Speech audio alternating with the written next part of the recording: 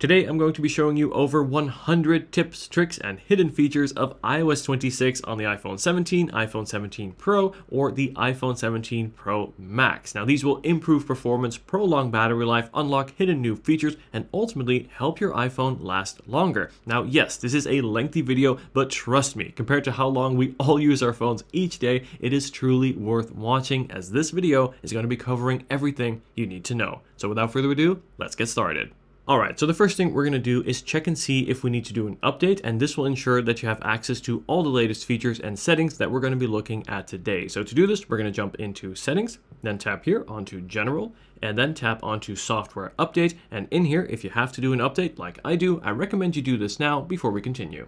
Alright, so with that out of the way, the first thing I recommend you do on any new phone, whether you buy it new from Apple or used, is to check your battery health and the cycle count of your battery, as this will tell you a lot about the phone. So first of all, what you want to do is we're going to go into Settings, and then we're going to tap here onto Battery.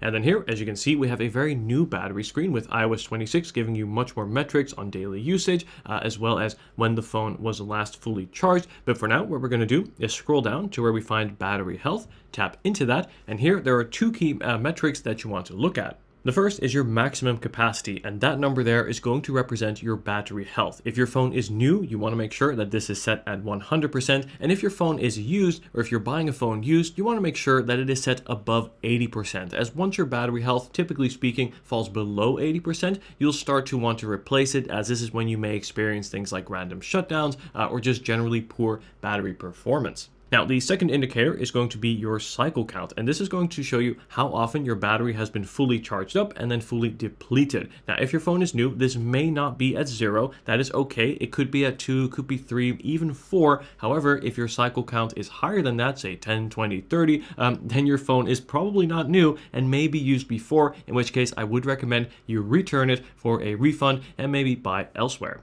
Great, so now that we know how to check the battery health, let me show you a really cool feature that's going to help you preserve your battery health, helping your battery and ultimately your iPhone last longer. So what we're going to do is go back one page, and in this case, we're going to tap onto charging. Now here, there's two new features here in iOS 26 that I want to show you. And the first of all, what we can do is we can actually set a charge limit. So if I go ahead and turn off optimized battery charging, we'll talk about that in a sec, I can go ahead and slide this down and say maximize my battery capacity to 90% instead of 100. Now, why would you want to do this? Well, for lithium-ion batteries, such as the ones in the iPhone 17, it is actually best for them to be charged up to around 80 to 90%, not all the way up to 100, as that is going to increase the wear on the battery. So what you can do is set that limit to, say, 90%. Of course, you will, in this case, sacrifice 10% of your battery capacity, which may not be worth it for all. Personally, I think that's too big of a compromise, so what I like to do instead is set the charge limit back at 100%, and then that will allow us to turn on optimized battery charging. You can't have both of these settings at the same time. You have to choose one or the other, and I think that optimized battery charging is going to be best for most. Now, what does this do? Well, this is essentially going to monitor your charging habits and then charge your phone accordingly. So for example, let's say at night you plug in your iPhone at 11 p.m. before going to sleep. It will then charge from 0 up to roughly 80%, and then wait with the remaining 20% till closer to when you typically wake up in the morning and unplug your phone, let's say at 7 a.m. Now, why is this important? Well, what this is going to do is it's going to stagger that charge. It won't charge your phone as fast, and that is going to result in less heat being produced. Now, heat is the #1 killer for battery health. So the slower we can bring that charge down, especially at night when your phone doesn't need to charge fast, the better. So my advice, make sure that optimized battery charging is turned on, and that's going to go a long way to preserving your battery health while still giving you access to your full battery capacity. And then one more cool battery feature that I'd love to show you is a new battery power saving feature specific to iOS 26. So to activate this, we're going to go back one page here, and then we're going to tap onto power mode. And then in here, you want to make sure that adaptive power is turned on. Now, what is adaptive power? Well, essentially it is going to constantly adjust your phone's battery usage and features based on how you use your phone throughout the day. And this will be analyzed by Apple Intelligence. And the point of this is really to maximize efficiency and help your battery last longer. For example, it may do things like slightly dimming your display at times,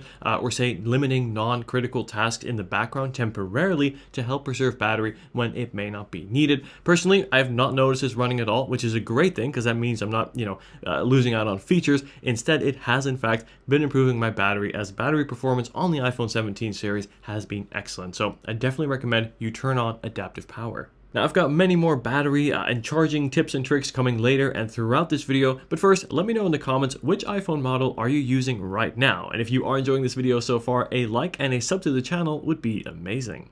Next, I want to take a look at some essential security settings to change, as this is very important, as these days, more than ever, your phone has so much personal information and you want to make sure it is secure, especially in the event of loss or even theft. So what we're going to do is jump into settings and then scroll down here to where we find Face ID and passcode. Tap into that, and then you'll be asked to type in your phone's passcode. There we go. And then once we're in, we can go ahead and first of all determine what we want Face ID to be used for. So you can have it unlock your phone or also authenticate payments or give you access to things like passwords autofill. Personally, I think Face ID is very secure, so I can actually recommend that you turn all of these on for extra layer of security. But then if we scroll down here, we also have the option to turn on and require attention for Face ID. Now this here is very important, and I definitely recommend you turn it on, as it is just an additional layer and making Face ID even more secure. So normally speaking, to unlock your phone needs to recognize your face to unlock. However, with this extra step on, what you also have to do is actually make eye contact with your phone. So not only does it have to see your face, it also has to see your eyes looking at the phone in order for it to authenticate. So just one little step extra to make your phone more secure. And then if we scroll up here, we also have the option to set up an alternative appearance. This can be great for ladies if you often find yourself changing hairstyles, so you have your hair up or down, or gentlemen, if you have a beard that you may shave, then sometimes it can be good to have an alternative appearance to make Face ID recognize you better, even if you change your look. So there's the option there to turn that on. Now, probably most important here in this menu is if we scroll down, we have this section here, which is allow access when locked. Now, many people, too many people that I know, have most, if not all of these turned on, and my recommendation to start is to actually turn all of them off. As what this is basically going to mean is everything here that is on is going to be accessible when your phone is locked. Now, I don't know about you, but I don't want much of my phone to be accessible or to function when it is locked. So again, start by turning all of them off, and the ones that I have on are ones that you can turn on as well. I think for most instances, first of all, it's going to be things like your lock screen widgets to see things like the weather, as well as live activities. That's to see your activity rings if you're wearing an Apple Watch like I am. And then you have home control and workout health data. Otherwise, I would recommend you turn them all off, as when my phone is locked, it is locked for a reason, and I don't want things to be accessible, especially if my phone is lost or stolen.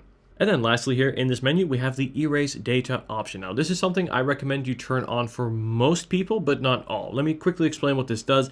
Let's say if someone were to find your phone, or rather steal your phone, the first thing they're probably going to try to do is, well, guess your password and try to brute force their way in. With this feature on, after 10 failed password attempts, your phone will automatically lock itself and then erase the data, meaning that even when your phone is lost and stolen and no longer safe, at least your data will be. So for general peace of mind, I recommend you turn this on, at least for most people, especially if you have an iCloud backup set up, which is something we'll look at later in this video, to make sure your data is always up to date and then ultimately never lost. Now, the few who I wouldn't recommend this on, if say maybe you're a young parent with kids, or maybe someone who has friends who are going to purposely try to activate this feature and don't want your data erased all the time, then you may want to think twice about turning this on. But I think for most people, including myself, I really like this feature and highly recommend it. And now if we go ahead and scroll up here, we also have another really useful feature called stolen device protection. And this is something I recommend you turn on. So what this is going to do is it is actually going to require a 1 hour delay before core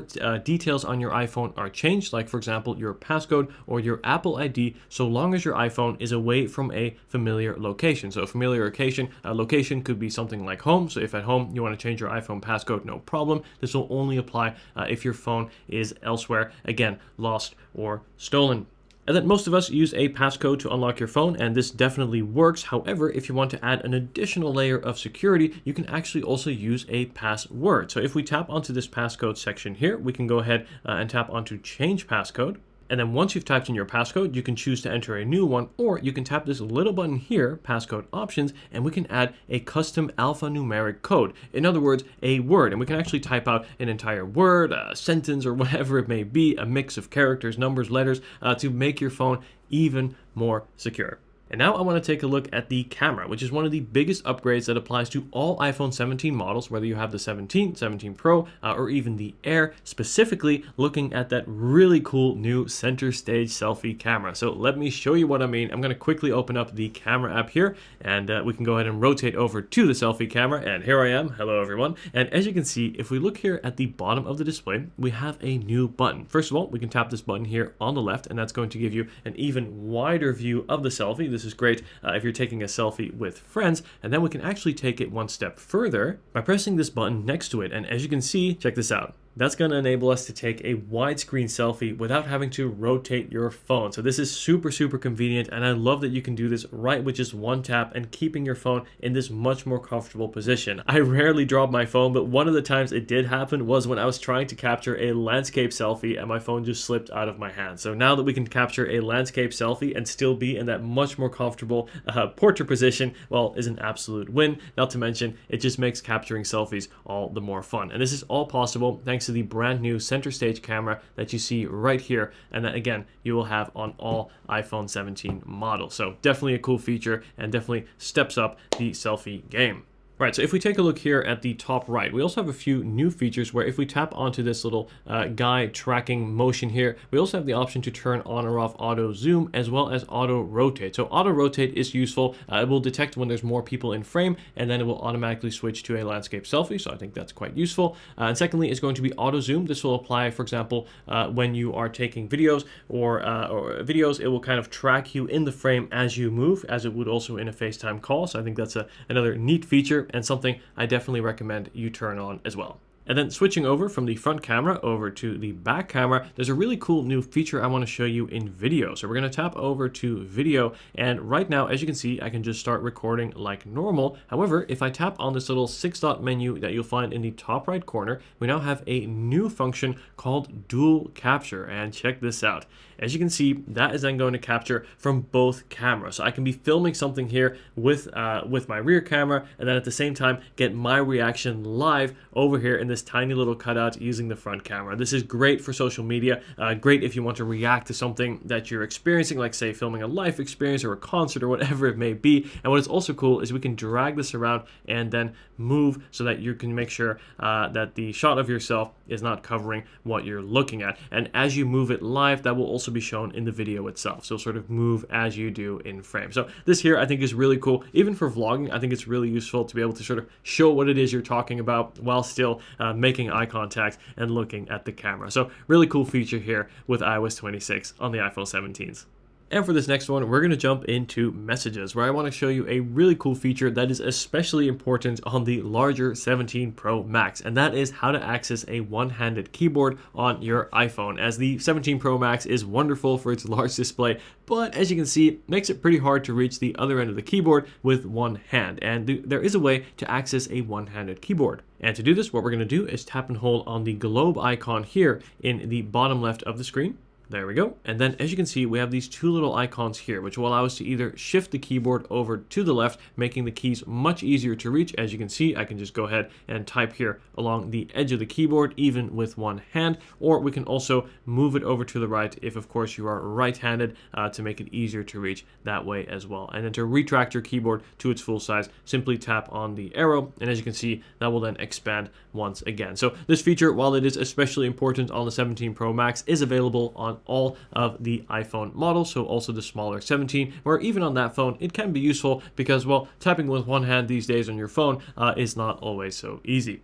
Next, I want to show you how to turn off predictive text. So predictive text is going to be on by default, and that's this row of word suggestions here as you type. Now, in my experience, I barely use it, and often found it to be too slow as well at giving me recommendations. So it really just takes up valuable screen space, right? I'd rather have that screen space go to more of my messages to say make them more comfortable and easier to read. So there is a way to actually turn off predictive text, and let me show you how to do this. So what we're going to do is we're going to swipe home here, if it will allow me. There we go. We're going to go into settings, and then we're going to tap onto general. And then in here, we're going to scroll down to where we find keyboard. And then the third option here under all keyboards, predictive text, we can go ahead and turn off. And check this out. As you can see, we now have that predictive text removed, and we have, as a result, even more screen space, which is going to give you more room for your messages, which is much, much better. So that's definitely something I recommend you do as well. This next one is super underrated and really cool, and that is called instant text. So it's a great way to be able to type very quickly if, say, there's fixed things that you often find yourself typing, like your address or, say, your phone number, email address, without having to fully type them out. So let me show you what I mean. If we go ahead and go into settings here, and then go back into keyboard where we were before, and then if we tap onto text replacement, so the second option, we can create various shortcuts. So as you can see, if I type in OMW, it's going to fill out the word on my way. So let me see, OMW, tap in space, and there you go. As you can see, that text will then appear, and this is going to save you a lot of time when typing out messages. We can go ahead and add new ones for custom ones. So let's say if I want to tap in my email address, there you go. What I can go ahead and do is instead use @, and then check this out. If I go ahead and go back to my message here,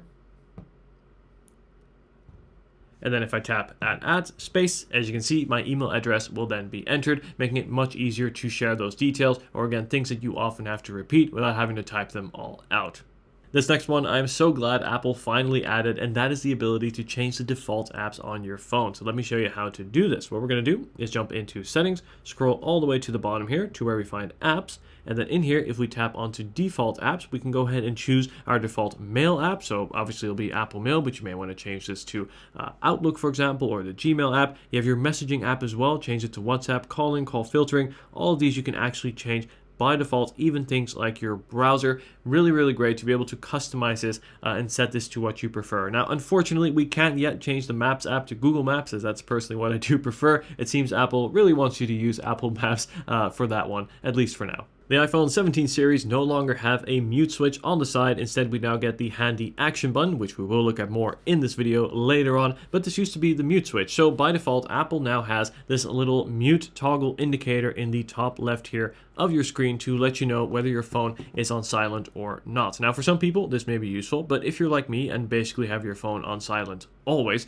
it is actually kind of annoying and, well, takes up a little bit of screen space. So there is a way to actually turn off that indicator. And to do this, we're going to jump into settings and then scroll down to where we find sound and haptics. And then here, the second option, watch this. If I tap that, that little icon will now disappear and my phone will still be in silent mode. Of course, a quick way to turn this on or off is to swipe down from the top right into the control center and then simply tap the ringer toggle to let you know whether your phone is on silent or not.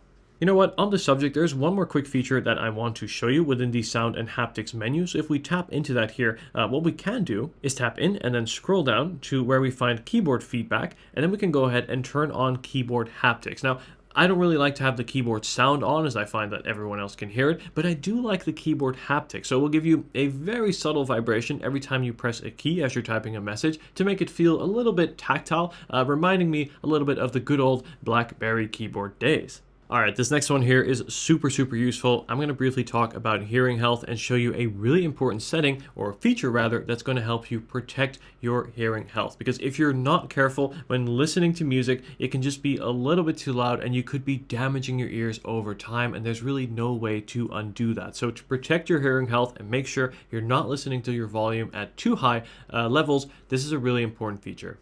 So Apple have built in this tool, and let me show you how to add it. What we're going to do is first swipe down here from the control center, and here we'll have all of our controls where we can then tap and hold on an empty spot. And as you can see, that will then give us the option to add a new control. So we'll tap on that. And then what you want to search for is hearing. So H-E-A-R, there we go. And as you can see, we now have the hearing icon right there. It'll be a little ear. You simply want to tap that, and that one will now be added there to your control center. So we can tap anywhere else to lock that into place. Now check this out. If I go ahead and play some music on my phone, as you can see, it will then show me the audio levels and let me know whether they are okay or not. And if I turn up the volume, there we go. At this point, it is too loud, and it's giving me a little warning to let me know to turn it back down until I am back in the green to make sure that those levels are not too high. Now, I can also tap into this button here to get a broader view. So this will give me an even larger view. There we go. And as you can see, if I turn it up, once again, we are in loud. go ahead and turn it back down here to protect my hearing health. Now, it's not really at home, but sometimes it's when I'm out and about to cancel out background noise of trains or people or commuting or whatever it may be. I find myself sometimes turning up my volume a little bit higher than I should, and I only know that thanks to this little feature here. And again, protecting your hearing health is so important, so definitely a feature that I recommend you add in your control center. That way, when you are out and you're not sure if your volume is too loud, every once in a while, have a quick look, and that will immediately tell you if it is or not. Next, let's take a look at no more spam calls. This is a phone after all, and I don't know about you, but I get spam calls pretty much almost every day, and it's really annoying. However, I get much less with iOS 26 thanks to this really cool feature that Apple has added, and that is called call screening. So let me go ahead and show you how to activate this. We're going to jump into settings, scroll all the way to the bottom to where we find apps, and then we're going to scroll to P for phone. There we go. Then we're going to tap into phone and then scroll down here to where we get to this screen unknown caller section. And here you'll have the option to either not screen them at all, that will be the default, or choose this middle section, which will ask the reason for the call. So what's going to happen if, say, a number that is not in your contacts calls your phone? What's going to happen is your iPhone will pick up without you even knowing, and then a automated voice from Siri will ask that person to leave their name as well as their reason for calling. Once they do so, both of those identifications or information will show on screen, and then your iPhone will ring. So when it's ringing, you can look at the information provided, and if you hear someone saying advertising a phone plan or whatever, you can know to disregard that call. However, if it is actually something important, like for that appointment that you booked, then you can go ahead and pick up to not miss that call. And what I found in my experiences, a lot of spam calls particularly, they don't even bother leaving their name or information, so those calls come by and you never even know that they happen. So for that reason alone, this feature is really great, and I definitely recommend it for most.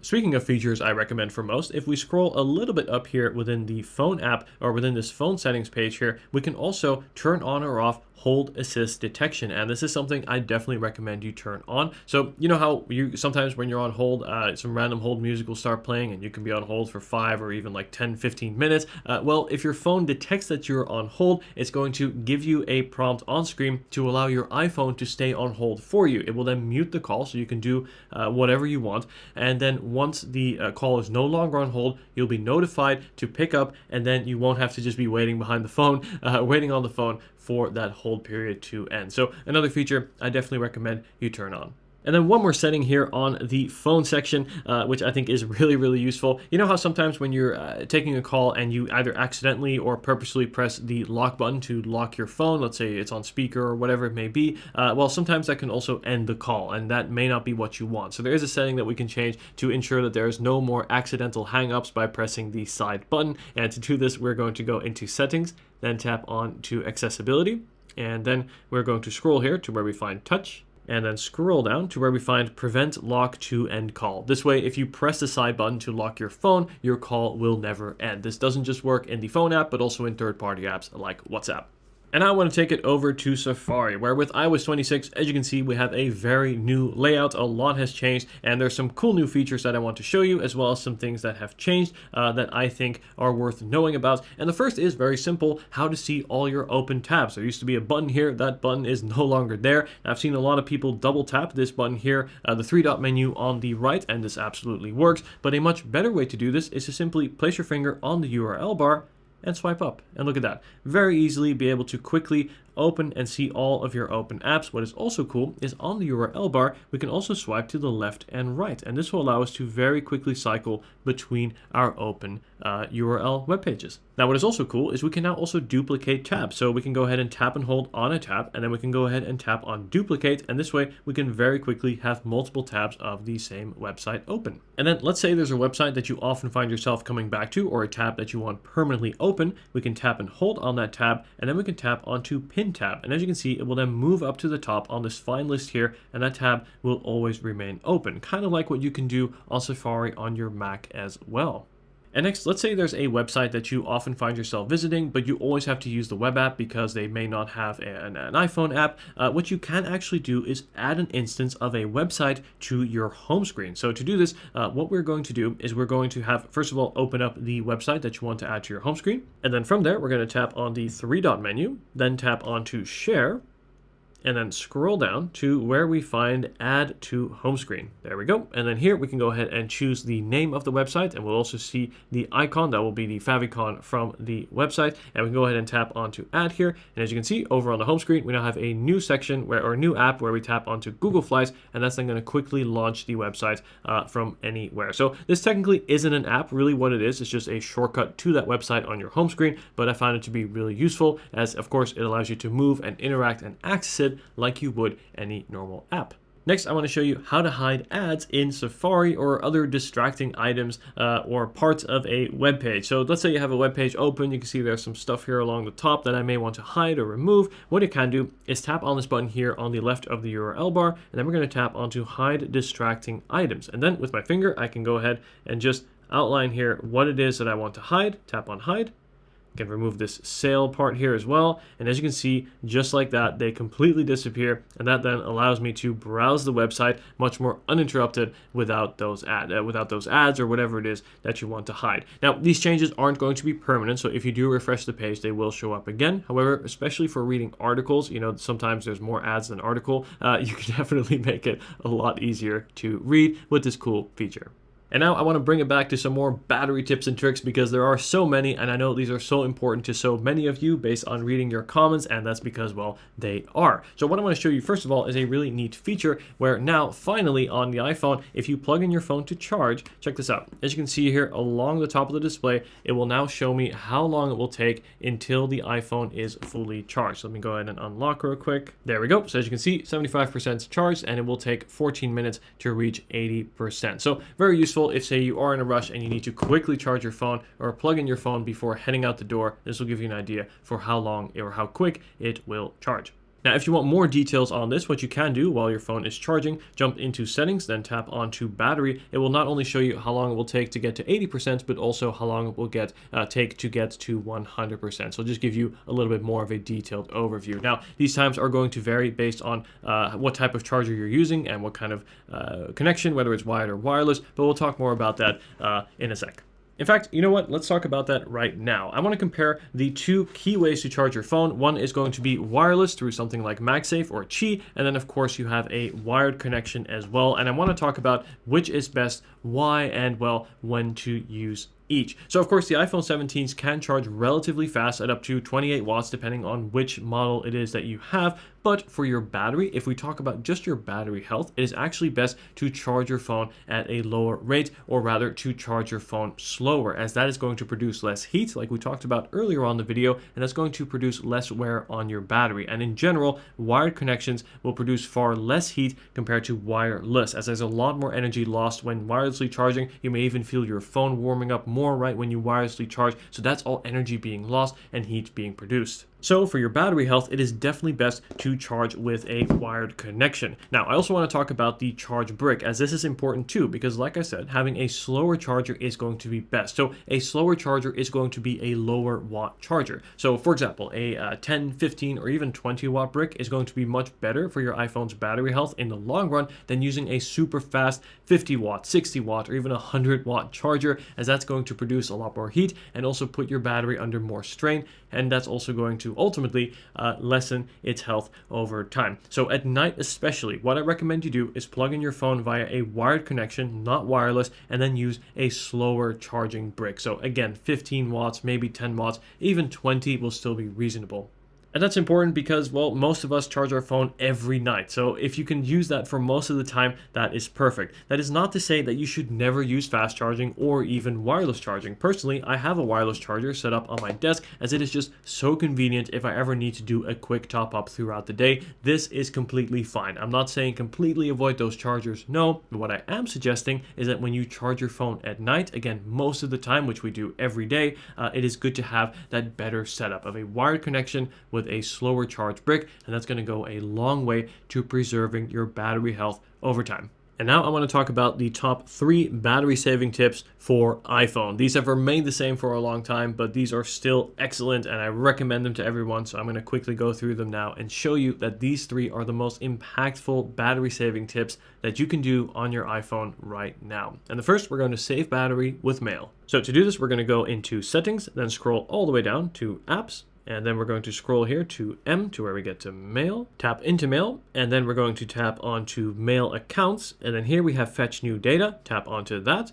and then we're going to scroll down to where we find this fetch section, and here we can basically determine how often we want our iPhone to check for new mail. Now the more often it's going to check, the more battery it's going to take. So if you set this to 15 minutes, that's going to be a dramatic wear on your battery, especially if you have multiple mail accounts like I do.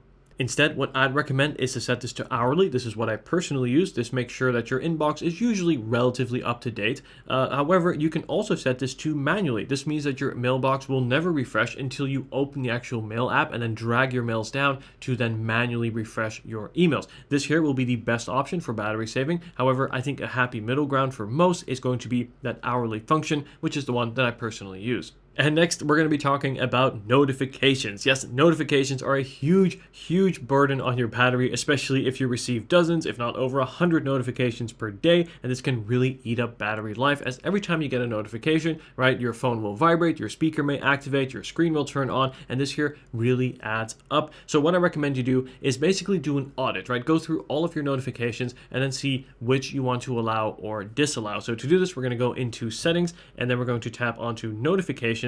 And then in here, we're going to scroll. And as you can see, by default, most applications on your phone will be on. But if there's one here that you see that you don't think needs to be giving you notifications, my recommendation is to turn it off.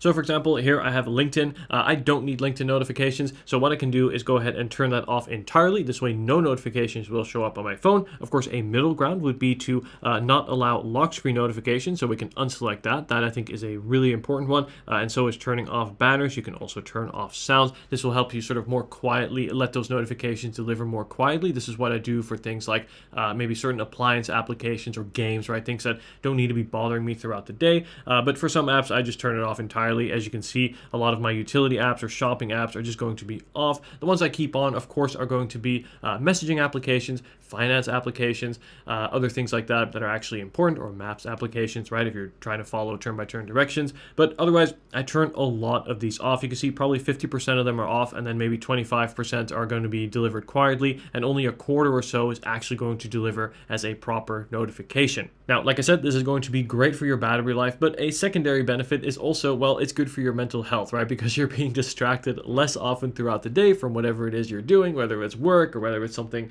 with your family, whatever it may be. This way, when my phone goes off, I know it is something relatively important, or at least likely important, and that it is worth pulling out of my pocket to check that notification.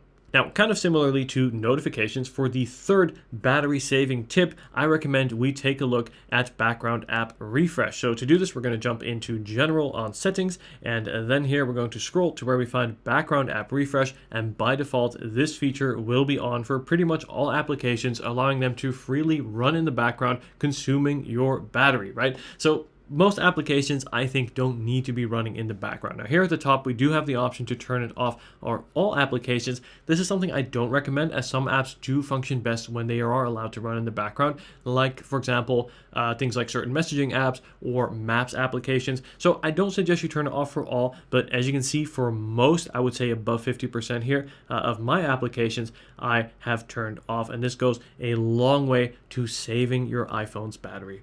And this brings me to the camera control. Now, this is probably going to be a new feature for you, even though it was also available on the iPhone 16. But if you are coming from an older model iPhone, which you probably are, the iPhone 17 may be your first phone with the camera control. So what I want to show you is how to activate this, what this does, how to customize it, and then also how to turn it off. But I'll talk more about that as we go. So first of all, let me show you how this works. If we lock the phone here, we can go ahead and tap the button once. That'll wake up the phone. Tap it once more, and as you can see, that will then quickly launch the camera app. And this is probably my favorite feature, or really one of the few things I really like about this button, and that is the quick access to the camera app. And then from here, we can go ahead and tap it once, like so, to capture a picture. So if I do like a double tap, like so, tap, tap, as you can see, that's going to bring up the secondary menu where we can now swipe through and change various camera settings with just this one control. So we can change the zoom, we can change the depth, the exposure, and even go through things like our image styles or switch cameras entirely. I think zoom is probably one of the more useful ones, so I can tap once to then go into it, and then I can swipe up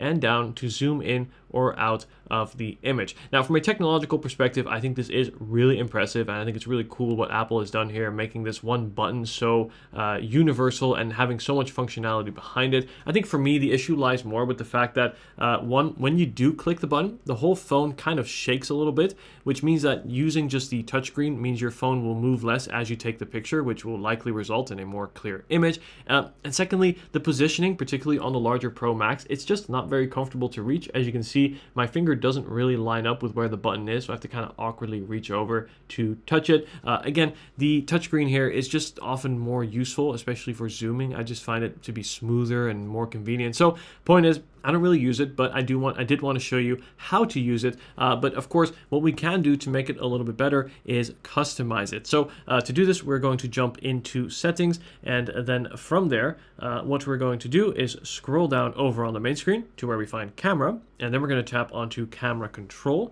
And in here, first of all, we can go ahead and choose a gesture to open the camera app. So if you find yourself opening the app accidentally, we can change this to a double click instead of a single click. We can then also adjust what I think is pretty cool is which kind of controls we want to change. So here under controls, we can actually turn this on or off entirely, or we can tap into controls to choose which it is that you find yourself often using. So I don't really use styles or tones that often, or camera switching. Instead, the zoom and exposure, I think those are actually my two favorite, and this way you will only cycle between those two, making it easier to find and select those options. And then if we go back one page again here at the top, we can actually also choose which application we want the camera control to open. So by default, it'll just be Apple's camera app, but we can also change this here to say Instagram to quickly be able to capture an Instagram story. A couple more camera control settings, including how to turn it off, will be found in accessibility. So if we go back to the main page here of settings, this case we'll tap onto accessibility, and then we're going to scroll down to where we find camera control. First of all, we can choose how much pressure we want to be required for a press. So that could either be lighter, or you can make it firmer. Again, if you find yourself accidentally pressing this button, you can set it to firmer, and you can also change the speed for a double click. So for that double press, if you find it to be too fast or too slow, you can adjust that there too. Now, as I've sort of spoke about throughout this camera control section, is that there are some pros to it. I think for some it can be great. Personally though, again, because of the positioning and because all these functions that it offers, the touchscreen can ultimately do, and I think in some ways does better, I personally turn off camera control. And if that is something you want to do, this is where you do it. So over in settings, accessibility, then camera control, and right here, top function, as you can see, camera control will now be off. I can go ahead and press the button, nothing will happen, and camera control will be fully deactivated. And now I want to show you how to lock and hide apps on your phone. This can be super important for security as well as privacy. So let's say there's an application on your phone that you want to have, but say have a little bit out of view. This could be, I don't know, a finance application or whatever it may be. Or in my case, we're going to choose a game, more specifically Monopoly Go, a great game. But let's say I want to hide this from my home screen. What I can do is tap and hold onto that application, and then we can tap onto Require Face ID. Now here we have two options, either require Face ID, which means that when the application launches, it will have to scan your face through Face ID in order for it to launch, or the second option, which is the one that we're going to go for, is hide and require Face ID. And if we tap into that, check this out. Scan with Face ID, we'll tap Hide App. As you can see, the application has now disappeared from my home screen. So, well, where do we find it? Well, to find the application, we're going to scroll all the way to the right to your app library, then scroll all the way down to this hidden folder here at the bottom left. Then we tap into that folder, scan with Face ID, and then as you can see, that folder will now open, and now it has all of my secret hidden games. They will suddenly become available, and we can tap into the application, scan once again with Face ID, and only then will the application launch. So this adds a lot of security and privacy to specific applications on your phone, and this here is something that I definitely recommend if you want that for specific applications. And you can see the moment I close the application, they'll once again disappear, only showing if I tap on and then once again scan with Face ID to see those applications become visible again. And now I want to jump into the Notes app, where I want to show you how to protect your notes with a password or Face ID. So let's say we have a note here that I want to protect. What I can do is tap and hold onto that note, and then we can tap onto Lock Note. And as you can see, it will then be asked to type in our iPhone's passcode. And there we go. As you can see, we now have this little lock next to the note, and I can go ahead and tap into it like normal. However, to lock it, I can tap onto lock now, and this will lock any note that you've previously locked before. And then if we were to open it, we have to first enter in our iPhone's passcode to lock it again. So this again is a great way to protect sensitive information that you may have in some notes, though something I would never recommend doing is storing things like passwords in your notes. This may be more useful for things like contact details or maybe addresses or something like that. But for passwords, I'd recommend you use Apple's built-in password manager or something equivalent to that, as that will ultimately be most secure for that kind of information.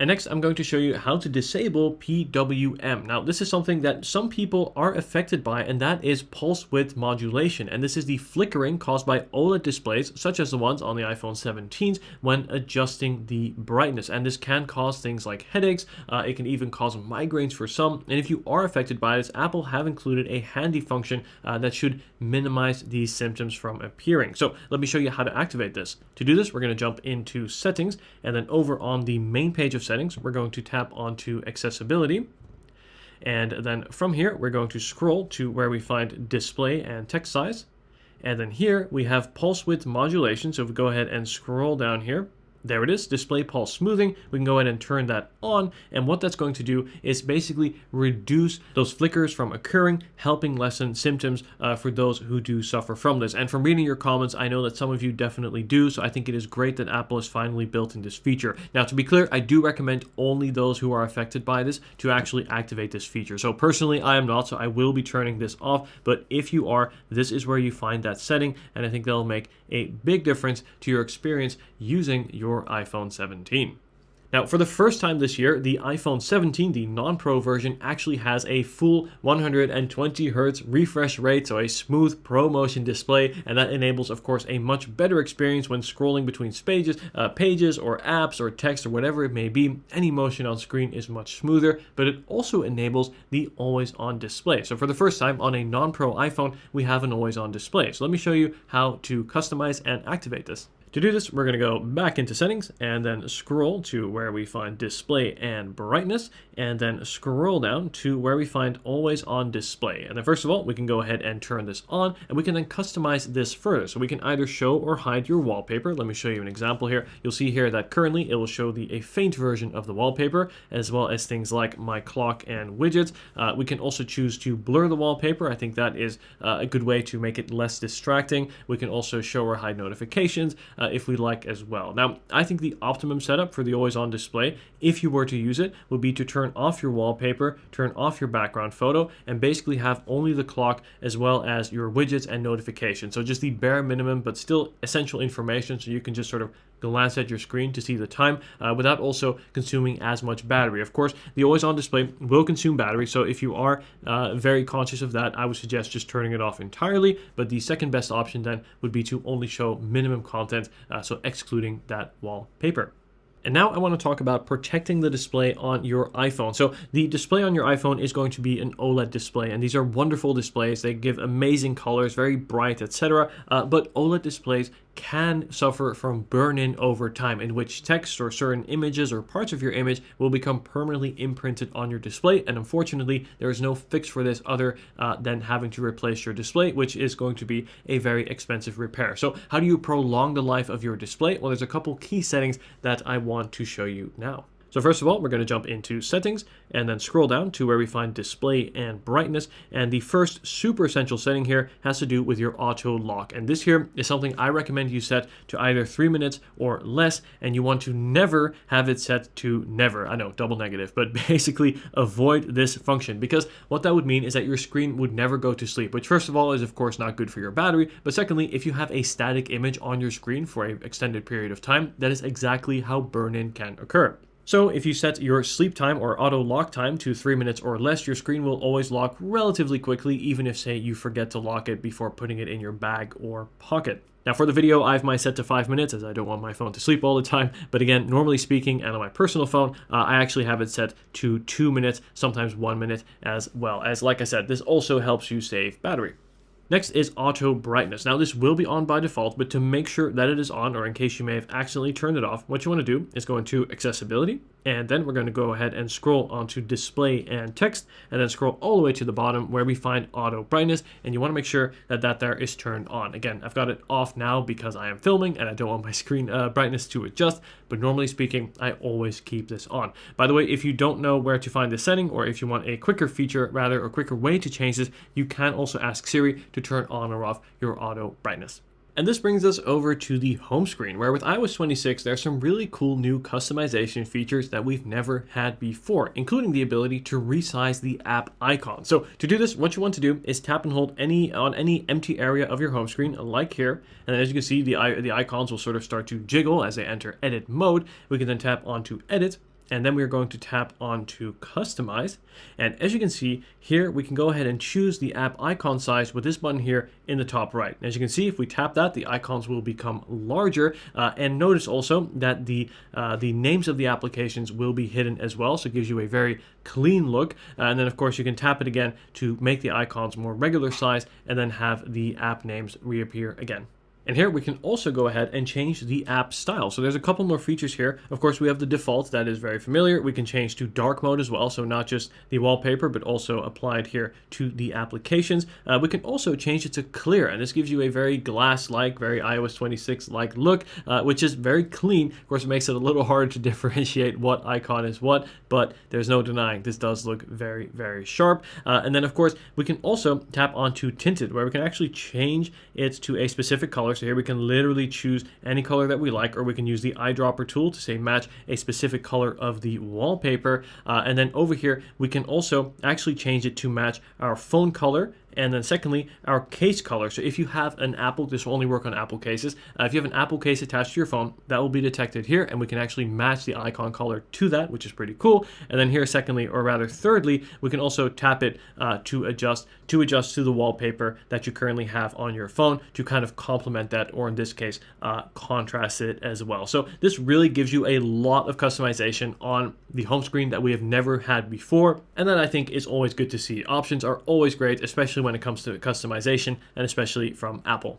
This next one is small but very useful, and this is for helping you move applications across different pages. So if you often find yourself doing this, it can be quite a tedious task, right? You have to grab an app, move them one by one. Well, now you can actually select multiple applications at once and move them. So as you can see, I've got the music store here. I can go ahead and tap onto News. I can tap onto App Store. As you can see, I now have multiple applications selected, and I can drag those over all at once to the next page without having to manually go back and forth. So this will make customizing your home screen that much easier and quicker to do. And did you know you can also create what are called widget stacks? So this is very useful if you have multiple widgets either on your home screen or here on this side screen, and it's going to make it much easier to have more widgets on screen at a time without taking up as much screen space. So let me give you an example. Here I have the weather widget. Let's say I want to add another widget on top. Once again, tap and hold onto an empty part of your screen, tap onto edit, and then we're going to tap onto add widgets, and then we can go ahead and scroll down here to find one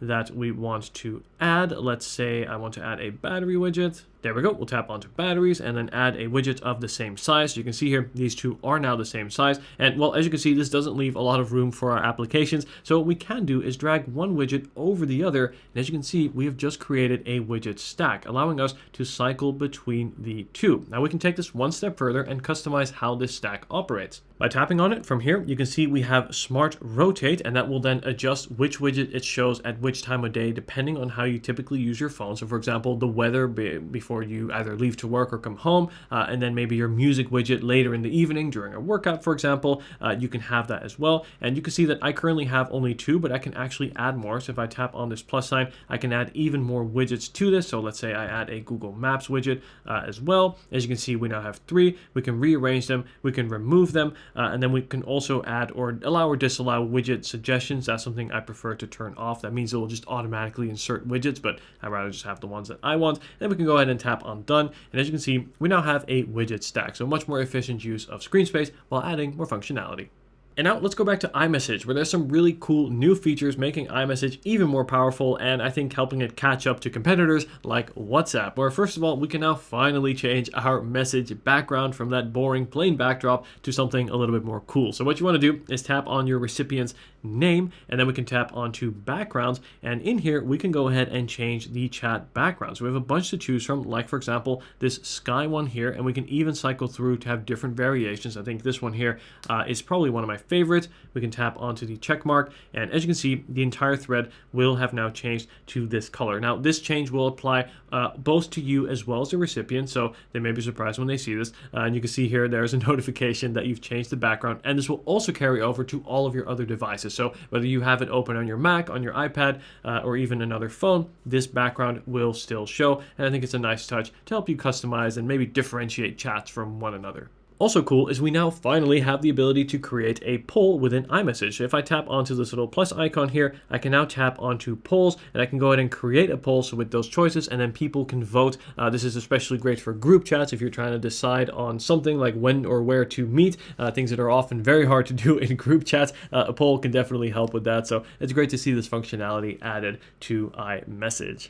And this next one is small but very useful, where previously speaking, if you received a message or sent a message and you wanted to copy the content of the message, you had to copy the entire message, whereas now we have the option to actually select text and copy exactly what it is we want to copy. So you could add, for example, the specific day in this case, or whatever it may be, and copy just a small section, like say a phone number or whatever it may be, without having to first copy the whole message into notes and then copy the specific portion that you want. Finally, Apple. And what is also cool is we can now schedule messages to send ahead of time. So let's say I've got a text here and I want it to send at a specific moment. I can tap on that little plus icon, and then we have send later, and then I can go ahead and choose exactly what time and even day I want that message to send. So again, features that many other messaging apps have had for a while, and it is great to see them now implemented in iMessage as well. And lastly, in iMessage, what I want to show you is that we now have the ability to finally customize text, where previously it was always the same, just same font, etc. Whereas now we can actually bold or underline certain parts of a message. So let's say I want to highlight the word way, I can tap onto text effects and we can make that bold. We can add italics or even underline or even add these visual effects if we like as well. Again, more customization is always great. Before I forget, I do have one more really important messages related tip, and that is to automatically delete those two-factor authentication codes. I know we probably all receive those multiple times a week, if not more frequent, maybe even every day, for banking or for logging into your email, etc. And while it is a very important and effective security step, it is annoying to have most of your messages filled, or many of your messages filled with just those codes. So there's a really cool feature that allows you to automatically delete those codes once they have been used. So you do have to activate this in settings, and then we're going to tap onto general, and then we're going to scroll down to where we find autofill and passwords, and then here we have delete after use, and you want to make sure that that there is turned on. So this way, once the code has been autofilled into Safari or whatever app it is you are using, it will automatically delete from your messages, so you won't have to mark it as read either, and it won't be cluttering your message list. And this brings us to a tip that is going to help you protect your eyes with screen distance. So let me first show you what this is and how to activate this. So what we're going to do is jump into the main page of settings, and then from there we are going to scroll down to where we find screen time right here. And then we have screen distance, and then you want to turn this on. Now this way, if you're looking at your phone less than 30 centimeters or around 12 inches from your face, your iPhone will prompt you to move the phone a little bit further back from your face. And this is going to help protect your eyes, and this is especially important for children as their eyes are still developing. You don't want their screens, the screens too close to their face. So for parents, young parents, this will be a useful feature as well. And honestly, I never knew I held my phone sometimes too close to my face until I turned this on and I actually started getting the notification, and I thought, wow, okay, I actually have to move my phone a little bit further back, particularly say if I'm on my phone at night in bed. And this brings us to one of the most important sections of this entire video, and that is to make sure that your emergency and SOS features are 1, activated, and 2, set up correctly, as your iPhone will come with a bunch of really powerful safety features that you hope to never need, but that are of course reassuring to know that they are there. So let me show you what I mean. So first of all, in settings, what we're going to do is we're going to scroll down to where we find emergency and SOS, and you want to make sure that these first 2 options are on. Now they're off because there's no SIM card in this phone, but I have them on in my personal phone. And what that's going to allow you to do is very subtly call for emergency services if, say, you ever need to, by using the side button, which you can either press 5 times in a row, and that will then automatically initiate a call. Secondly, here is crash detection. So if your phone ever detects that you are in a serious car crash, you will be prompted on screen to respond. If, however, you don't, after a certain period of time, your iPhone will automatically start to call emergency services and be able to share your location through there. This has literally saved lives. Again, something you hope to never need, but is so powerful. So you want to make sure that that feature there is enabled. Now, lastly, beneath this, I'm not going to show you on screen, but this is the section to choose, or rather edit, your emergency contacts, and you want to make sure that those are up to date, that those people are still, in the country or in the city, and that those are still the right people that you want to be alerted. Because every time one of these emergency SOS features is used, a text will be sent to those people as well, notifying that the feature has been used. Now I want to take it back to the display, as there's a couple of really cool settings that's either going to help you save battery, make your display better, and just generally improve the usability that you get from your phone. So first of all, let's talk about raise to wake. So to activate this feature, or rather to turn it off, whichever you prefer, we're going to go into settings, and then we're going to tap onto display and brightness, and then in here we have raise to wake. So what is this? Well, as you can see, if my phone is locked, I pick it up, my screen will automatically wake, making it easier and quicker to unlock my phone. So this is something that I personally love and always turn on. However, again, if you are very conscious about saving battery life, this will take a little bit of battery, so you may choose to turn it off, and then this here is where you find the setting in case you want to do so. Now, within the same menu, if we scroll all the way to the top, right up here, first of all, we can choose to switch between light and dark mode. Now, I think both modes have their advantages. During the day, I think light mode is best, but then at night, dark mode can be easier on the eyes. So what I do is I have it set to change automatically based on a fixed schedule. So as you can see, if we tap in here, we can have it either in accordance with the positioning of the sun, or set it to a custom schedule, which is what I have. Basically, when I'm using my phone late at night and I should be sleeping, I'll be in dark mode, and then during the day, it is in light mode. And beneath that here, we have a new menu called Liquid Glass. And this is actually going to allow us to make the liquid glass either more clear, which is the default setting, or have it more tinted. So this will give us more contrast. If you find yourself struggling with all the, glass panels and things just kind of making harder to read, then you can change this setting here. I know perhaps for some elderly people, this may be great to turn to tinted, because it will increase the contrast, making it easier to see icons or text on screen. Whereas if you want to change it back to the default, the clear, as you can see, a lot more comes through and you get more of that glass effect, which again does look cool, but isn't the best when it comes to legibility. And scrolling down here, we also have the option to turn on or off True Tone. Now, True Tone, what that's going to do is slightly adjust the temperature of your display to sort of match the lighting in your environment. You'll see here on my phone, it made the display ever so slightly warmer. This is something I normally like to turn on. I think it makes the screen a little bit more pleasing to look at. I only have it off here because I'm recording, but normally I do like this on. Beneath that, we have night shift. Now, night shift, let me actually show you what this does. Check this out. If I turn this on, boom, as you can see, my screen basically turns orange, much like this iPhone. And what that's going to do is help remove, or rather limit, the amount of blue light that is coming from the screen. Now, blue light can definitely interfere with things like your sleep. So at night especially, this can be useful to turn on. So you can set this up to a schedule. Again, have it during those late hours for the comfort of your eyes. One time when I definitely recommend that you don't use it, though, is if, say, you're ever editing photos or videos, as at that point you want the display to be as accurate as possible. And, well, as you can see, this really big orange tinge here would not do so. So when you are editing videos and photos, turn off night shift and also True Tone. By the way, a quicker way to do this is if we swipe down here in the control center, we have our brightness toggle here. I can actually tap and hold into that, and here we can change also our light and dark mode, but we can also turn on or off True Tone and night shift as well. So a neat little shortcut there within the control center.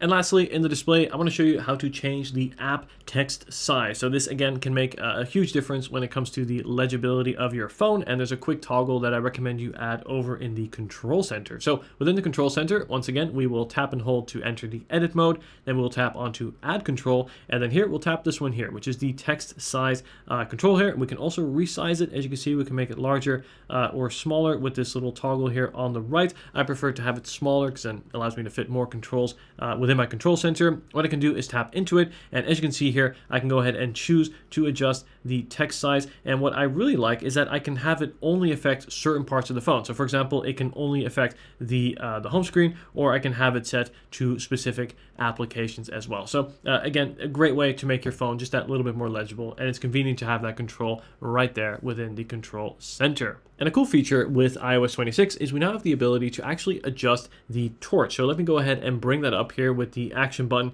or here within the control center, you'll find this button here. And as you can see, if we take a look at the dynamic island, we can tap into it, and then we can actually customize the torch. So check this out. I can either focus it to make the beam thinner, or widen it to make it wider. So perhaps not as bright, but fill more of a room if you need. And we can also adjust the brightness by dragging up and down. So up and down will be your brightness, and then left to right will be the focus of the beam. And you can see even here in this lit studio, this makes quite a significant difference. So depending on how or what you're using your torch for, whether it is to look for something or whether it is to just temporarily brighten the room a little bit, that there is a nice hidden little feature.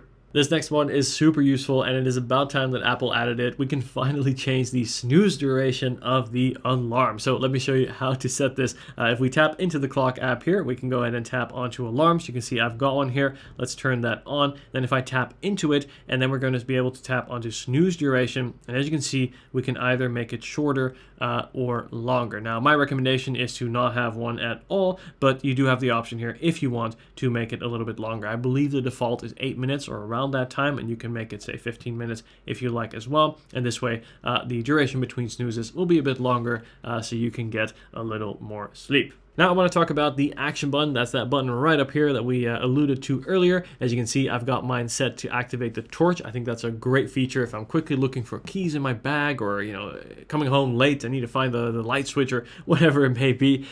It's super useful, and because it's so accessible through the action button, I found myself using it more. But there's a lot more we can do with the action button. So let me show you how to customize this. What we're going to do is we're going to jump into settings, and over on the main page of settings, we'll tap onto action button, and then here we get this really cool menu, and that will allow us to choose between different functions. So by default, it will be set to your silent mode, just sort of like the silent mode switch that was there previously. We can also have it activate your focus mode, the torch, that's what I have, or we can even have it set a shortcut. So you can actually have a custom shortcut built within the Shortcuts app. So you can have it, for example, maybe lock and unlock your front door, or turn on and off all the lights, or unlock your car, right? All these things you can set up and then very easily activate just with that button. You just need to set that up in the Shortcut app. I may do a full tutorial separately on that, as that's a little bit more unrelated. I think that will take a bit of time to explain, but it's a really powerful application, and it allows you to do a lot. So you can actually have actions and shortcuts activated just with this button here, but I like to keep it simple with the torch.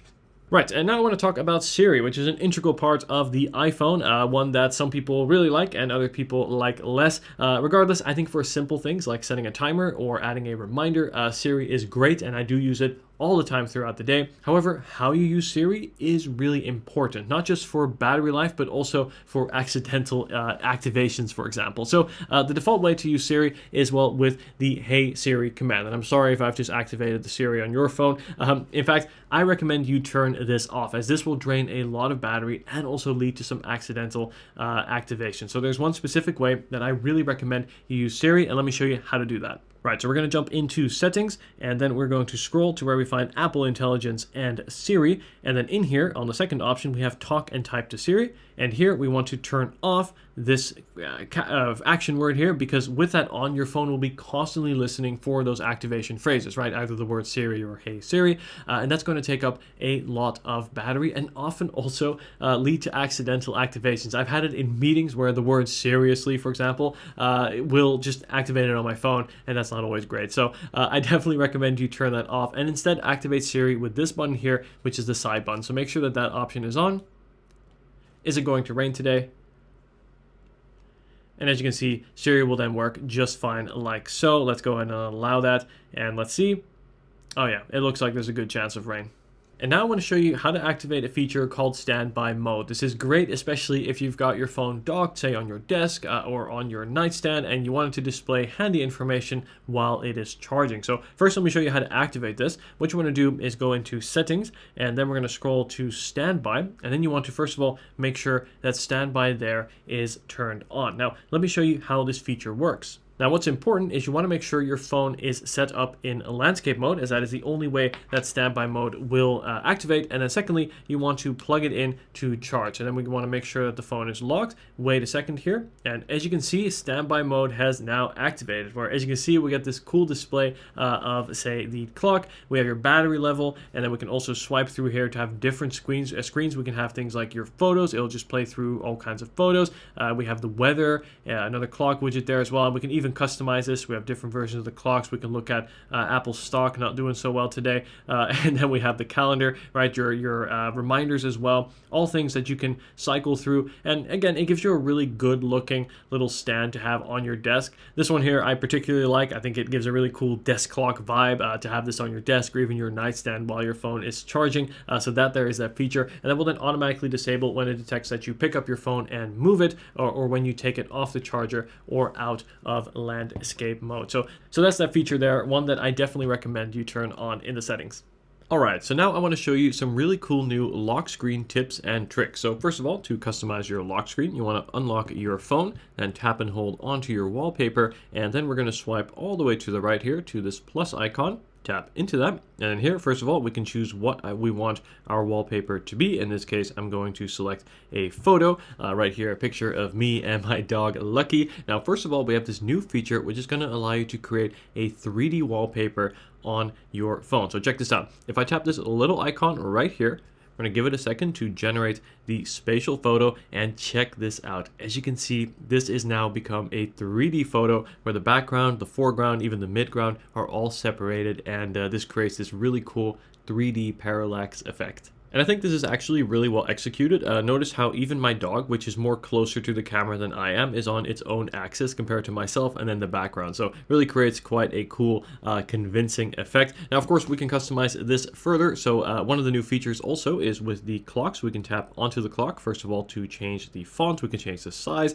as well as the color. Let's make that white to add a little bit more contrast. But what is also cool is we can actually make the clock bigger or smaller as well. So we can drag it down to create a much bigger clock, and notice also how it's cropped myself out of the picture to have the clock behind me, and that I think is cool, and again works on that 3D effect. So you can now actually change the size of the clock, which is new with iOS 26. And then beneath that we have the widgets. Now I've got a couple of recommendations here. First of all, I recommend a weather widget, always useful, and then activity as well. That's great if you wear an Apple Watch. And then lastly, there is one more weather widget. If we tap onto weather, and then we're going to scroll over here to where we find, there we go, percentage chance rain. So this will show you what the percentage chance is of rain before you head out. So great to know whether you need to pack an umbrella or not. And here in a city like London, that is definitely useful.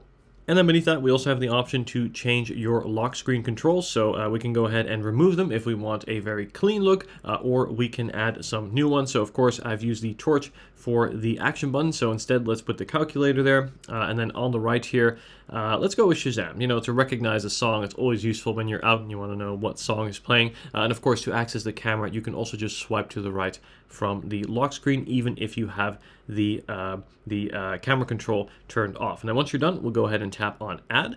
Then we can choose to save it as a pair for both the lock screen and the home screen, which in this case we'll do. Tap into it, and voila, check that out. Here is our newly designed wallpaper with the 3D effect. Nice overlay there on the text, and then with the new widgets as well as the controls down below. And you can see that same wallpaper carries over behind our home screen as well.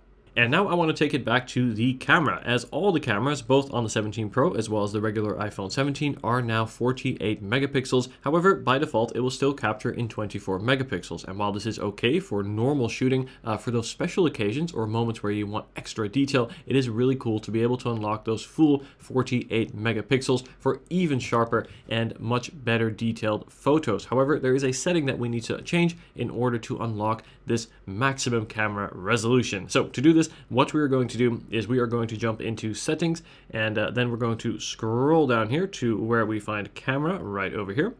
And then in here, we are going to tap onto formats. And here you want to turn on Pro RAW and resolution control. And with that on, we now have the ability to switch our camera resolution to 48 megapixels. So let me show you how to do this. What we're going to do is open up the camera app.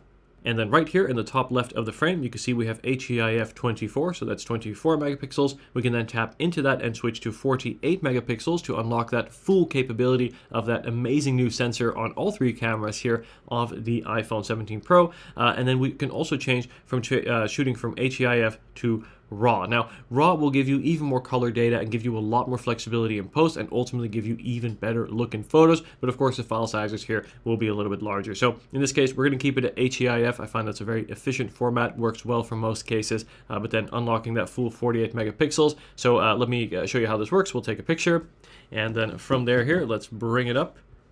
And if I swipe up to look at the statistics, there we go. You can see that that is now a 48 megapixel photo, taking full advantage and getting the best possible quality out of your iPhone 17's camera. And then going back to settings here, if we go back one page, we can also change our video resolution and frame rate. So if we tap onto record video, this here will be your default recording standard. I recommend you go from 1080p up to 4K, as 4K is going to give you a much sharper resolution. In fact, this footage you're looking at right now on YouTube is also 4K. And you can change the frame rate. I would keep it at 30 FPS for normal use and then switch it to something higher like I do to 60 if you find yourself often slowing footage down.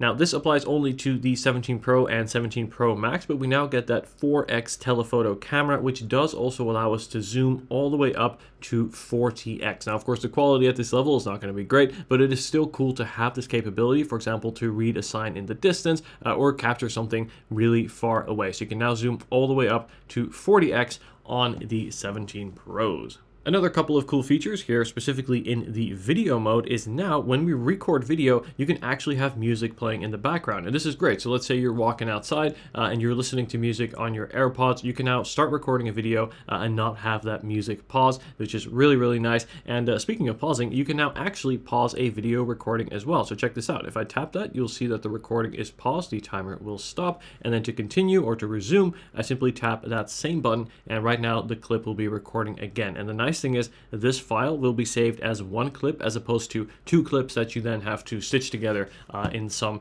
editing app or on your computer.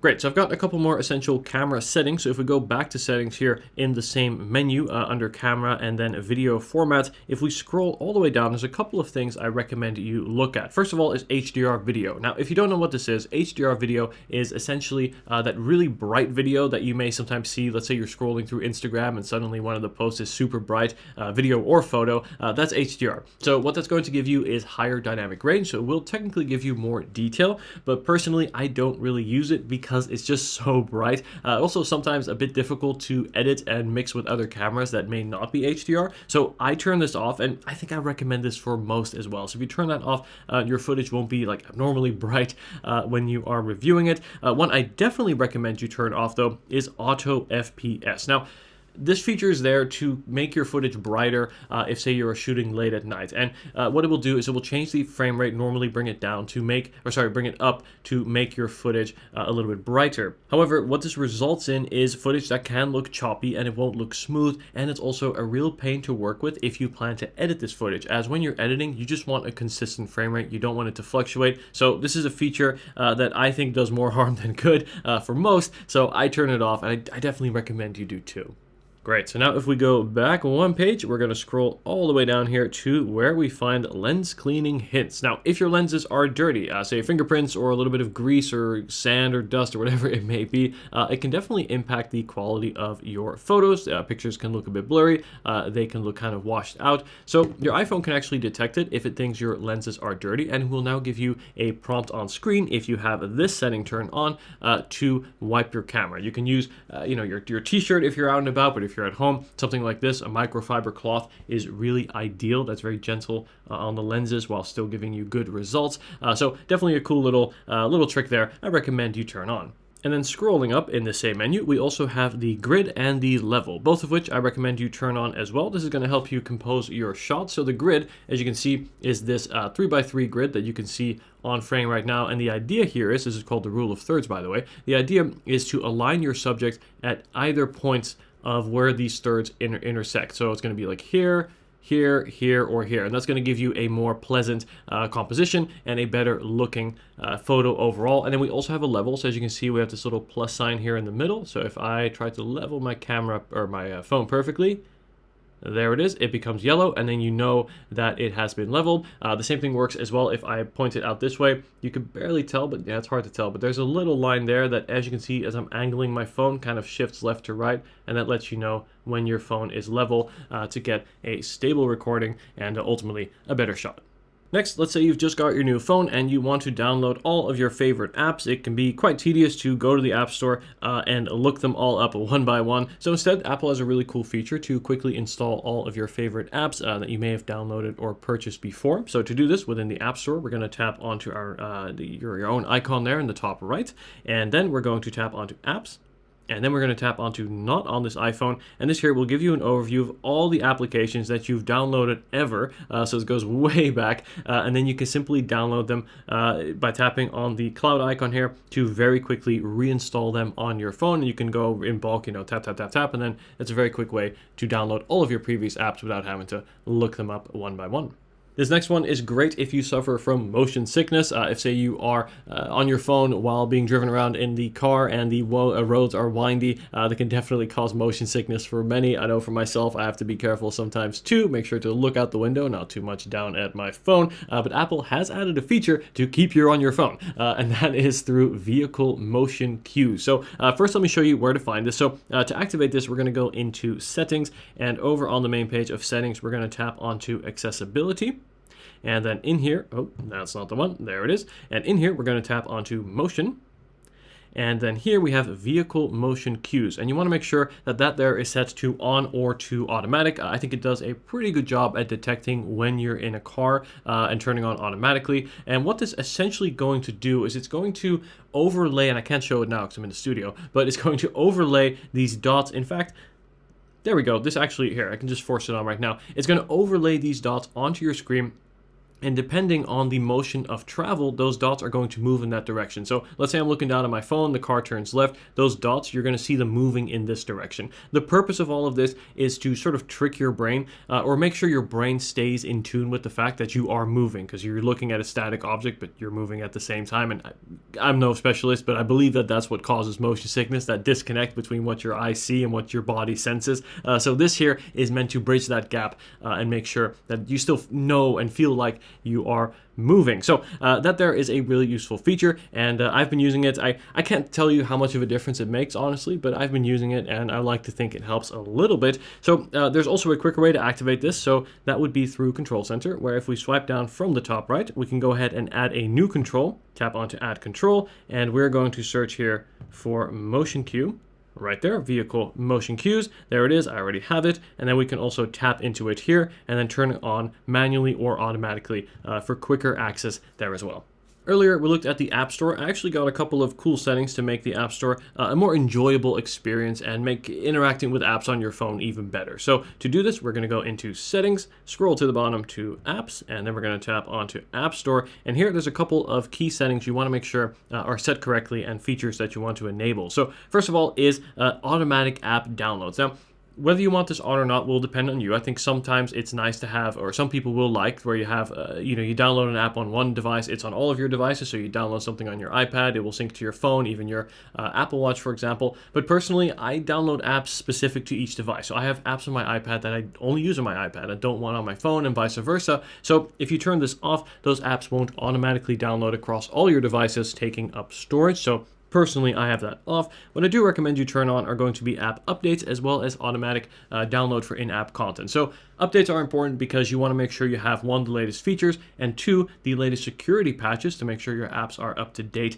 in that regard too. And automatically downloading in-app content is always useful as well. Let's say you have a podcast app, it will always keep you up to date with the latest episodes on top of that too. Now, if we scroll down, we also have the option here to choose what we want to be able to do over mobile data. So if, say, you are very conscious of your mobile data limits, you can turn off automatic downloads there, as well as app downloads. So say you want to download an app from the App Store and you're not connected to Wi-Fi, you'll have to confirm before it can actually download. There's also video playback. So this would be autoplay in, for example, certain apps, or even within the App Store if you're browsing and looking at different apps. This will all take data because it will have to preload those videos, and yeah, that's going to affect your data plan. So if you don't want that, you can set that to Wi-Fi only, which is something that I have. Not to mention, loading those short clips, those videos, does also take battery. And then here we also have the option to disable in-app ratings and reviews. I like to leave reviews for applications, particularly ones that I enjoy using or even ones that I'm critical of and want to give some feedback to. However, I don't like to be prompted to do so. I rather just do so by my own accord.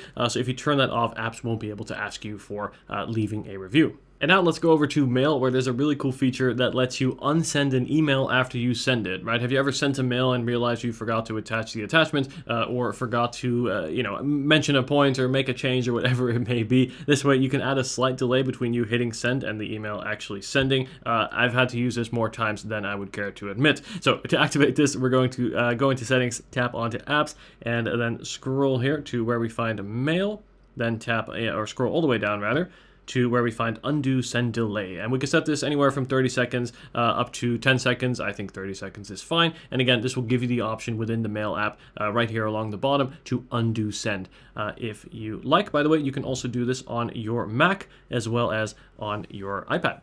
All right, so this next one is great, and it's going to help you save money. Now, it is so easy these days to have all these subscriptions and forget about them, and you're being billed every month for services that you don't care about or maybe don't even use anymore. So Apple, to their credit, makes it very easy to see all the subscriptions that you have. So to do this, we're going to tap into Settings, tap onto your name, and then tap onto Subscriptions. And here you'll see an extensive list of all of your current subscriptions. And as you can see, I like to keep it simple with just 3. Really, really great. The ones that are here, I genuinely use, and the ones that are not, well, are not billing me, and that's money I can put into better things. So if there is a subscription here that you want to cancel, simply tap into it, and then with one tap you can cancel. Again, credit to Apple for making this so easy. Other providers, Amazon, can make this really difficult. And while we're here in the iCloud settings section of settings, there's one more useful setting that I recommend you change, and that's going to result in receiving less emails from Apple, so less product information or marketing emails. So what you can do is, after tapping on your name in settings, we can tap onto personal information, and then from here, once this loads, there we go. We're going to scroll all the way to the bottom, tap onto communication preferences, and then turn all of these off. This way you'll receive less marketing emails from Apple. And now I want to show you how to create custom vibration patterns. Now this is pretty cool because if you have this set up correctly, you can tell just by how your phone vibrates in your pocket exactly what has come in. An email, a text, or a reminder, or a calendar event. All of these things you can tell just by the vibration. And to do this, you want to set up custom vibrations for each of those different notifications. So let me show you where to do this. Within settings, we can go ahead and scroll over to where we find sound and haptics. And then here we can pick any of the incoming notifications. Let's take a text tone here. We can go ahead and choose, of course, an audible sound, but I usually have my phone on silent anyway, actually always. So instead, we're going to go into haptics, and there's a couple of pre-built ones to choose from, but it gets interesting when we tap onto custom and we select create new vibration. Okay, so here, to create a new vibration, every time you tap, your phone is going to vibrate. So depending on the length and the rate in which you tap, you can create a custom vibration. So let's do tap, tap, tap. There we go. So that's 1, 2, long. So short, short, long. And then every time that happens now, go ahead and play it. There we go. You can't hear it, but it's vibrating my whole table. I know exactly what has come in this case, a text message. And then you can choose, again, different setups for every type of notification. This way, when your phone rings, or rather when it vibrates, you immediately know what's come in without even having to take it out of your pocket. If you can't tell already, I like efficiency and saving time. Okay, another cool feature I want to show you is how to activate the flash to show that you've received a notification. I think particularly if you're out with someone, maybe at a dinner or something, it's nice to have your phone off, or rather turned around, that way that's not distracting at all. But then if a notification comes in, the light will flash. You can set this up, and I've seen quite a few people do this. So let me show you where and how to set this up. So this is actually in accessibility. So we're gonna go over to the main page of settings, then tap onto accessibility, and then scroll here to where we find audio visual, or right here, and then scroll all the way to the bottom to where we find flash for alerts. And then we can go ahead and turn that on, and we can activate either just a flash on the LED, which is the torch in the back, or also the screen. We can also have the screen flash to make it even more apparent. I think the LED flash is just fine, and you can turn that on if you like. With iOS 26, you can now take a screenshot and circle anything within that screenshot to learn more about it or to search it up in the web. Now, this is a little bit like Circle to Search from Google, if you're familiar with that on Android phones, and it's really great to see this functionality over on iPhone now as well. So to do this, you simply want to take a screenshot as normal with your side button and volume up key, and here we have a new screen for your screenshot. So first of all, we can circle anything on screen. So let's say here I circle my dog, and that will then allow us to get more information about whatever you've circled, either through a Google search. As you can see here, we can pull up a Google image search for Pomeranian. That is correct. Weirdly enough, there's also an eBay search. That's kind of weird. I certainly don't think they sell dogs. I hope not. No, that seems to be for pet accessories and hammocks and scarves. Okay, that's fine. So it allows you to search basically anything that is on screen. We can also ask ChatGPT, what breed is this?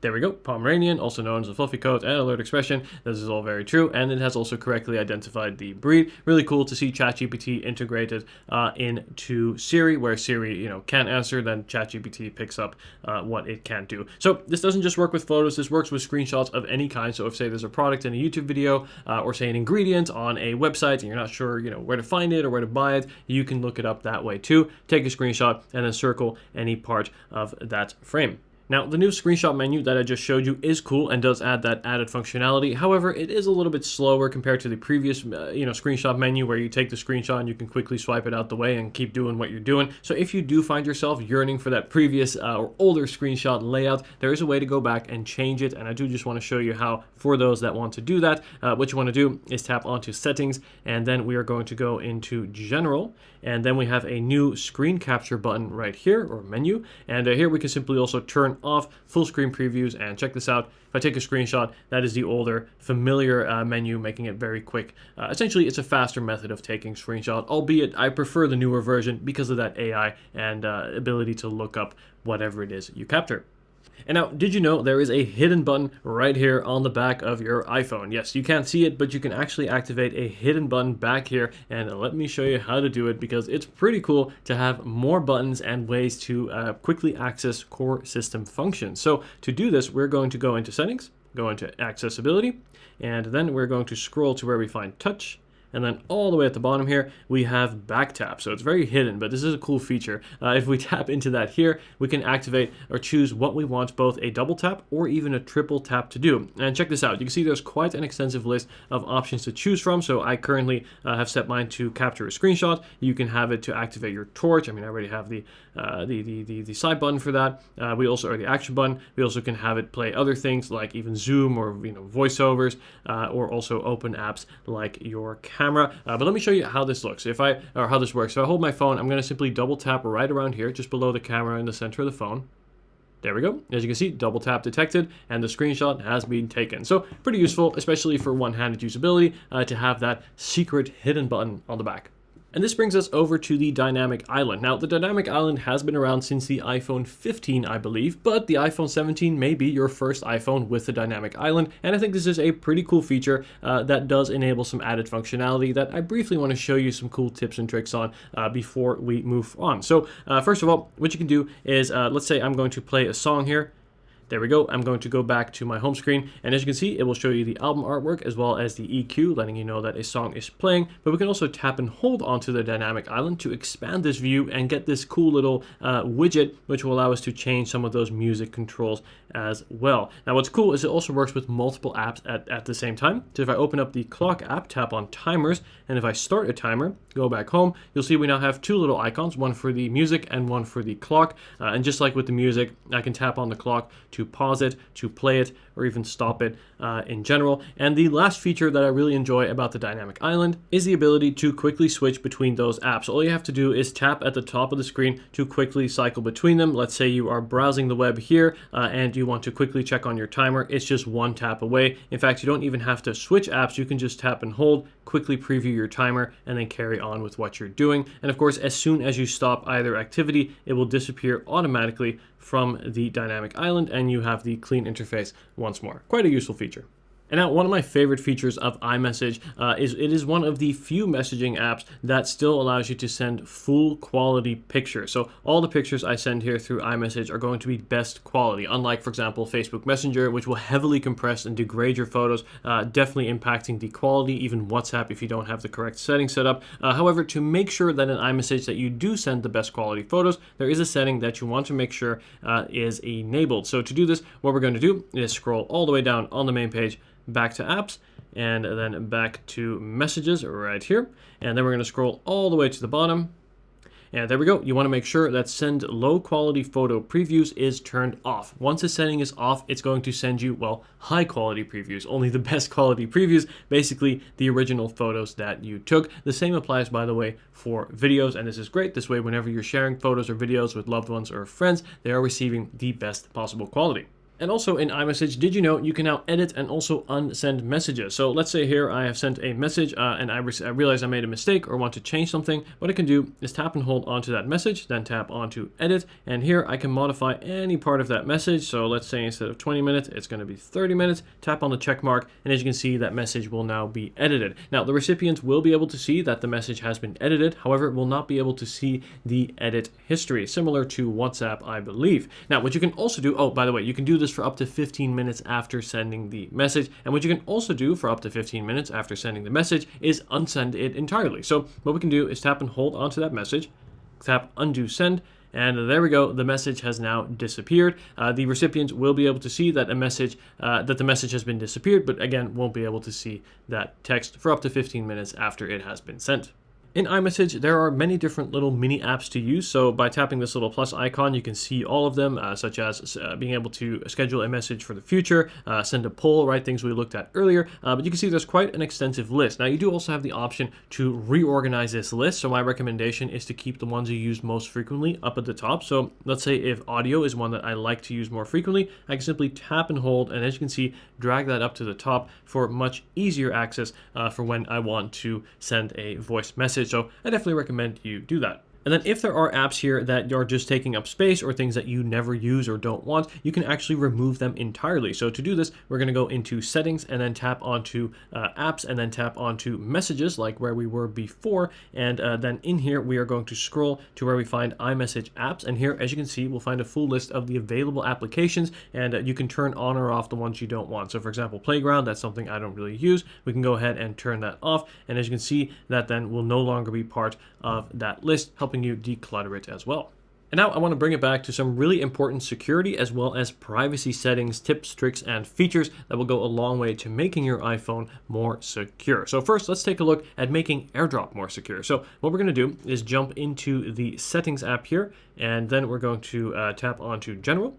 Then we're going to tap onto AirDrop right here, and I recommend turning off Bring Device Together. Now, if you don't know what this is, if you grab another iPhone and you hold it up against your existing phone, it will automatically connect and pair with that phone. You'll see this really cool little animation on screen to show that the two phones are connected. Now, while in some ways this has certain advantages, but at the same time, it also makes it very easy for your phone to disconnect with other phones, even ones that you may not want it to connect to. So I recommend you turn this off, as you can always still find your phone, or rather that other person's phone, if you want to, via the AirDrop menu. And now let's make your Wi-Fi more secure. By doing this, we're going to tap onto the Wi-Fi option here in settings, scroll all the way to the bottom to where we find ask to join networks, and we can change this from either ask, notify, or to off. And I suggest you set this to off. I only want my iPhone to join networks that I've already joined previously. In public, I don't want to be notified of some Starbucks Wi-Fi or McDonald's Wi-Fi or, whatever it may be, airport Wi-Fi, right? As so often there are, unfortunately, fake networks of people who are trying to spoof and make it look like it is a genuine business-free, Wi-Fi network, and it's a great way for them to then steal your data, for example, or collect personal information. So in most cases, I never join public networks. I really wouldn't if I were you either. I'd just use your mobile data, right? As long as you have a good plan, and therefore you won't be bothered this way for joining networks, as you may accidentally tap on and then join it unknowingly. Instead, you can still always, of course, join available networks within the settings app like you normally would. This way, you just won't be prompted to do so. All right, this next one here is a little bit longer, but really, really important, and one I definitely recommend you go through every once in a while, and especially if you've never done it, and that is to make your iPhone more private by auditing exactly what applications have access to what data, as well as components of your phone. Think your photos, your camera, your microphone, etc. So very, very important.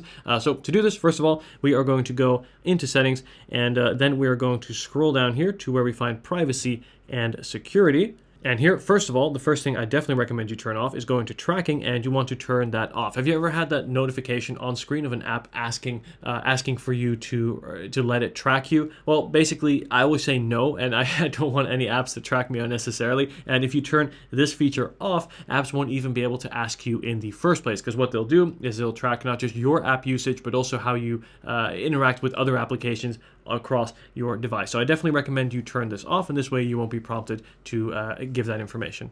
Okay, and then if we go back one step here, we have location services. Now, of course, you do have the option to turn off location services entirely, but this is something I don't recommend you do, as a lot of the services on your phone, well, do need to know your location to work at their best, right? Maps applications, delivery applications, food takeout places, right? Things like that. However, not every application needs to know your location, and certainly no application, I think, needs to always have access to your location. So let me show you what I mean. As you can see here, we have a whole list of your applications, and you can see what kind of settings are set. So you can see most of mine in this case are either set to never or to while using or when shared. So this means they can only have periodic access to my location. However, if we tap onto, for example, Instagram, if you're not careful, you can also tap onto always. And this means Instagram, hypothetically, would always have access to your precise location. In my opinion, no application should always have access to your location. There really is no reasonable reason for that to be needed. So instead, I set it to only allow when I'm using the app, if, say, I want to tag a location in a holiday post or something like that.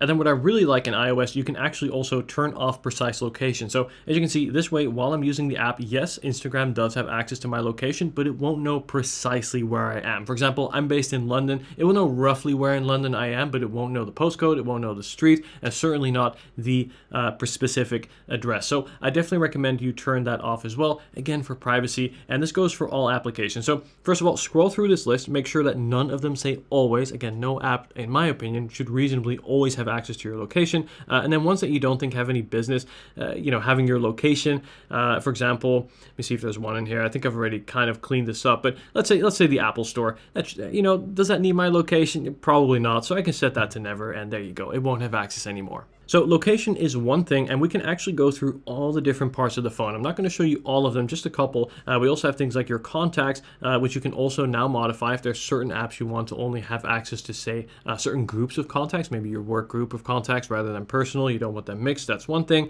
Also things like photos. Photos is also very important, where you can choose to give access to all of your library or limited access. You can see most of mine here will be limited, including Instagram, where I can actually manually select which photos I wanted to have access to, as opposed to my full library of 5,000 photos. Again, going that one step further for making your phone all the more private. And you can do this for all applications that in the past will have requested access to your photos and videos. And again, you can also do this with components of your phone, your camera, microphone, right? Which apps do you want to be able to have access to this? So all of this here, I think, is really, really important to just sit down and go through, especially if you've never done it. Just take 30 minutes or whatever. I think it's really, really important to do, maybe every year, every couple of years, just to make sure your phone is as secure as it should be.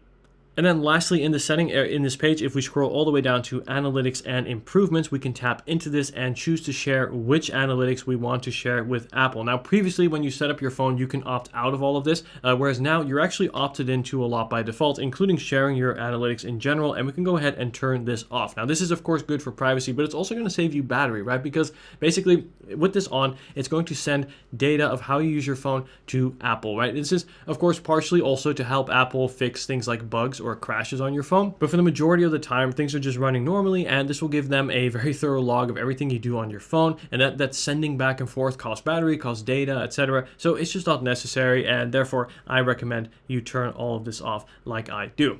And now I want to talk about backing up your phone. If your phone is ever lost or stolen, yes, of course, the phone is very expensive and you don't want to have to buy a new one. But let's be honest, all the precious personal data that is on that phone is even more important. And if you have a good backup of your phone, at least that will always be secure. So earlier, you know how we looked at subscriptions, you saw that I don't really pay for many, but one of the few that I do pay for is some iCloud storage, and this is one that I can honestly wholeheartedly recommend, and that is to have a little bit more iCloud storage. So I pay for 200 gigabytes per month. I believe it's like $3 or £3 here in the UK, and that allows me to back up my phone. So to do this, in settings, we'll tap onto our name, then we're going to tap onto iCloud, and then in here, we can go ahead and tap onto iCloud backup, and then turn on backup this phone. As you can see, I've got a couple of devices here. That's my main phone right there, quite a large backup, and this makes sure that all of my data, my messages, my apps, my music, even my contacts, my wallpaper, literally everything is always backed up and up to date, and it will automatically do a backup every night when you charge your phone,